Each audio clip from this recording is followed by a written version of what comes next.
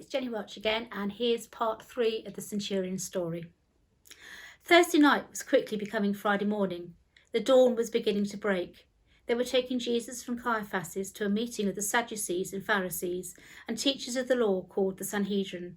As they were crossing the courtyard, Jesus was being shoved and spat upon, and a rooster crowed.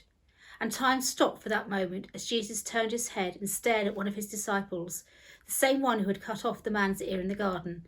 And I didn't understand, but there was such sorrow and disappointment and yet love in Jesus' eyes as he looked straight into his disciples' eyes. What happened, I wonder? The disciple ran out quickly, weeping.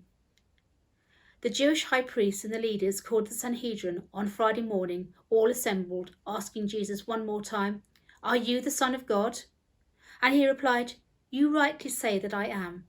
And they sent him off to Pilate, the Roman governor of Judea. You see, the Jews had no power to put anyone to death. Only the Roman government could do that. So they sent him to Pilate, hoping for such a sentencing. What a sight! This innocent man being led by all the Jewish religious leaders right up to Pilate's front door. It was chaos. The Jews were yelling. Pilate was trying to figure out what was the problem. I was there to protect Pilate, a Roman government official. I heard Pilate ask, "Are you the king of the Jews?" Jesus replied, "It is as you say." "I find no charge against this man," Pilate later said, which drove the Jews crazy. "He stirs up trouble by his teachings from Galilee all the way to here."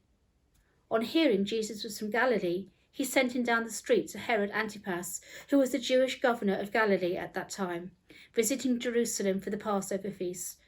Better to pass this one off, Pilate reasoned. On the way to Herod's, I heard people talking. The one named Judas has hung himself. The situation was beginning to get out of hand. When we arrived at Herod's, he asked Jesus lots of questions.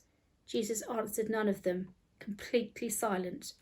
I thought to myself, say something, defend yourself. The Jewish leaders were there mocking him. Herod and his men of war ridiculed and mocked him, dressing him with a purple robe, and then sent him back to Pilate, hoping for a death penalty. Pilate told them, "I can find no charge against him, and neither could Herod." He asked the crowds, "What do you want me to do with him?" And they replied, "Crucify him!" "For what crime?" "I'll have him flogged and then release him," he said. Pilate handed him over to the soldiers, to my soldiers, to be flogged.